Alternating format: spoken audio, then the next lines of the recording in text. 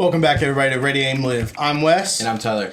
And this week, we're going to go ahead and dive into a little bit of a controversial topic that's been going around. And it actually has about 25 states now that actually have it. And it's constitutional carry / permitless carry. And we're going to go ahead and dive into what that actually means and, what are some of the opinions that we have on it and, really dive into why we feel a little bit on edge about it, but also think that's a really great thing. So before we get started, let's go ahead and dive into what constitutional carry and permitless carry actually define as. So constitutional carry means that the state does not prohibit citizens who can legally carry a firearm. So that means no felons, nobody that, couldn't even right now own a firearm. Permitless carry would mean that you actually have all those same ideas of the constitutional carry. However, some of the states actually have requirements that you have to meet to be able to. Like Tennessee, you cannot have a DUI within 10 years. So there's different stipulations, but all around, I feel like it's a double-bladed sword, but that's just my opinion so far. Yeah, I agree. I'm definitely kind of on the fence on certain things. Like when I really get to thinking about it, I could come up with a million different ideas of why it's good and why it's bad. Overall, I'm pro-gun through and through, so it's 100% a good thing. Just the fact that we're even talking about it is a good thing. I hope it goes through, especially here. But I can kind of see why you use the term double-edged blade. Yeah, for sure.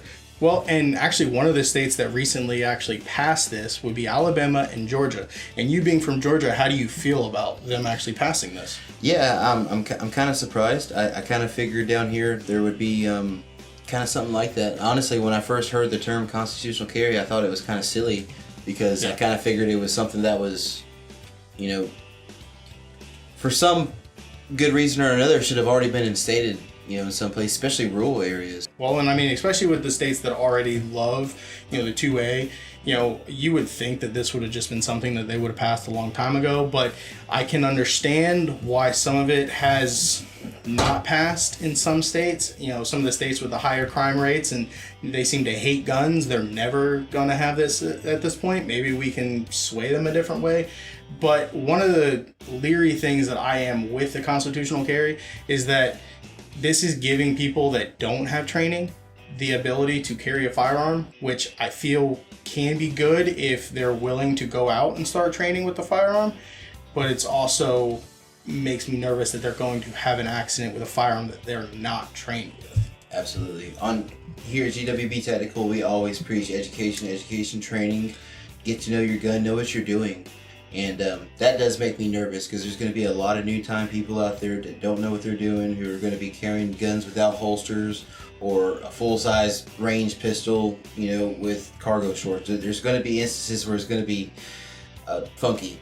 But I've said it 1,000 times that an armed society is a polite society. Everybody's going to be a little bit nicer. At least that would be my goal. And you had already kind of mentioned to it too that it's going to knock down on crime significantly in places where it's not already implemented. People are less likely to carry or something like that, then that's where all the bad stuff is happening. And it's not out in the woods somewhere on Granny and Grandpa's farm out in the middle of nowhere. It's in the cities where everybody's vulnerable because there's nothing like this going on. Yeah, and even that, going into some of the metropolitan areas, that still, to me, is kind of a weird idea because there are still places that will not allow you to carry on their premises. Like I've seen on Wawa, there's a sign that says, you're not allowed to carry within their facility. So to me, that's still kind of this gray area that you're putting a little bit of a limit on where they can and cannot carry. But we want this constitutional carry for all of our citizens. I mean, it's something that Ron DeSantis, I really wish you would bring to Florida. Even if it's a permitless carry, I want something Floridians to be able to arm themselves with at all times. And you mentioned training. That is one of the things, like you said, GWB it harps on all the time is getting trained. Even you and me, we're a range safety officer trained by the NRA. I'm also trained a level 3 NRA basic pistol. We didn't just get our concealed carry and just say, hey, we're just going to carry a gun and that's it. We did our due diligence and went ahead and got more training so that we knew the firearms that we were using, we knew how to break them down, we knew how to use them, but we also know, if something else is happening, what situations are going on, situational awareness, having the mindset that this is a tool, we're going to use it as a tool, and we also want to protect the people around us from, with using that tool. Absolutely. Like last week's episode of Self-Defense Saturday, me and Chris had actually come across a story where the issue of policy and law had actually come up.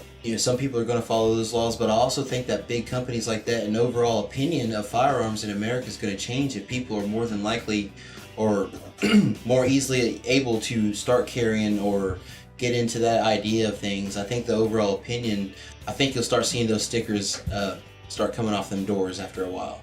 Yeah, and I mean, it's one of those things that to me needs to happen where they start taking them off the doors and giving citizens that ability, because you never know, like I said, metropolitan area, you never know what's going to happen around you.